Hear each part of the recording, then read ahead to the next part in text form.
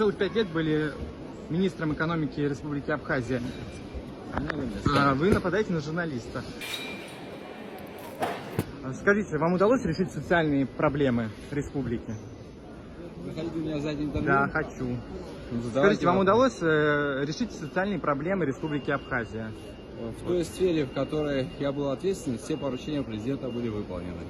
Вы согласны с тем, что ваша работа и работа вашей команды привели к упадку экономики республики? Нет, я с этим не согласен, потому как есть объективные экономические показатели. Вы ответственны за провал выборов оппозиции на президентских выборах, которые были вот этой весной в Республике Абхазия? Я не считаю, что это провал, потому как есть высокие показатели. С какой целью вы вылетаете в Объединенные Арабские Эмираты? А вы с какой целью вылетаете? Перелет дорогостоящий.